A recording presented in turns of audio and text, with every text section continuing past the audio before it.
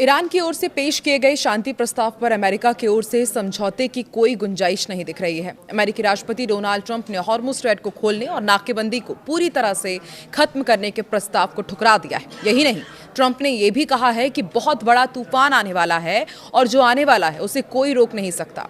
तो क्या ऐसे में अब ईरान और अमेरिका के बीच कुछ खतरनाक होने जा रहा है और इस तूफान के आखिर मायने हैं क्या? आइए समझते हैं इस वीडियो में। नमस्कार, मैं हूं आकांक्षा और आप देख रहे हैं न्यूज़ 18 का डिजिटल प्लेटफॉर्म। अमेरिकी राष्ट्रपति डोनाल्ड ट्रंप ने आज सोशल मीडिया पर एक तस्वीर शेयर की। इसे ईरान को धमकी माना जा रहा है। इस तस्वीर पर लिखा है कि तूफान आने वाला है और जो आने वाला है उसे कोई रोक नहीं सकता। वहीं ईरान के राष्ट्रपति मसूद पज़ेश्कियान ने कहा है कि अमेरिका की समुद्री नाकेबंदी कामयाब नहीं होगी। ईरानी बंदरगाहों को रोकने की कोई भी कोशिश आखिर में फेल ही होगी।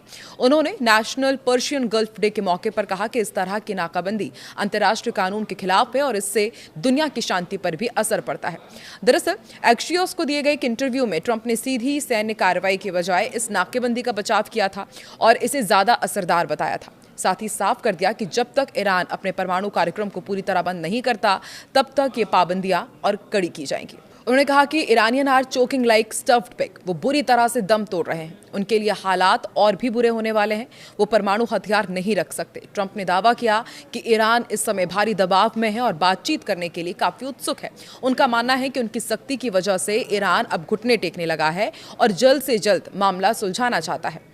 वो फिलहाल पाबंदियां हटाने के पक्ष में नहीं है क्योंकि उनका टारगेट ईरान को परमाणु शक्ति बनने से रोकना है।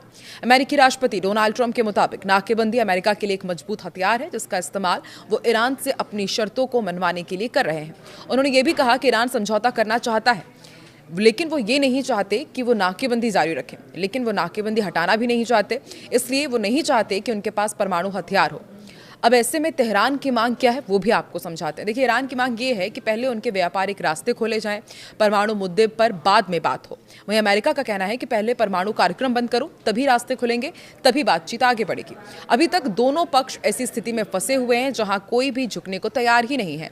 ईरान का जोर इस बात पर है कि पहले जहाजों की आवाजाही पर लगी पाबंदियों को हटाया जाए, जबकि परमाणु कार्यक्रम से जुड़ी बातचीत को बाद के लिए टाल दिया जाए। तो वहीं दूसरी तरफ अमेरिका इस शर्त को मानने के लिए तैयार नहीं दिख रहा है। ईरान ने पाकिस्तान के जरिए फेज वाइज मामला सुलझाने का प्रस्ताव भी भेजा था जिससे पहले हॉर्मुज स्ट्रेट को खोला जा सके, लेकिन ट्रंप ने इस प्रस्ताव को ठुकरा दिया और उसके बाद धीरे धीरे समझौता करने का ये रास्ता फिलहाल बंद होता दिख रहा है। दूसरी तरफ मिडिल ईस्ट में जंग के बीच कच्चे तेल की कीमत $126 प्रति बैरल के पास पहुंच गई है। रिपोर्ट्स के मुताबिक ब्रेंट क्रूड करीब $126.31 प्रति बैरल तक चला गया है, जो मार्च 2022 के बाद का सबसे ऊंचा स्तर है। फिलहाल ये करीब $123 प्रति बैरल के आसपास ट्रेड कर रहा है। अमेरिका और ईरान के बीच चल रहे तनाव को लेकर एक एक्सपर्ट का भी बयान सामने आया है और उन्होंने ये साफ कर दिया है कि ईरान इतनी जल्दी हार नहीं मानेगा। दोहा इंस्टीट्यूट के प्रोफेसर हैं मोहम्मद अल-मासरी। उनके मुताबिक ईरान कम से कम 2 से 3 महीने तक अमेरिका के दबाव को झेल सकता है और हो सकता है कि इससे ज्यादा समय तक ईरान टिक जाए। उन्होंने कहा कि ट्रंप को लगता है कि दबाव डालकर वो ईरान को जल्दी झुका लेंगे, लेकिन ये सोच पूरी तरह से सही नहीं है। अल-मासरी का यह भी कहना है कि ईरान खुद को मजबूत मान रहा है और वो लंबे समय तक इस स्थिति को झेलने की तैयारी में है। उन्होंने ये भी दावा किया कि असली सवाल ये नहीं कि ईरान कब तक टिकेगा, बल्कि ये है कि अमेरिका कितनी देर तक इतना खर्च और नुकसान सह सकता है। अगर ये स्थिति 2 से 3 महीने और चलती है तो इसका बुरा असर अमेरिका और पूरी दुनिया की अर्थव्यवस्था पर भी पड़ सकता है।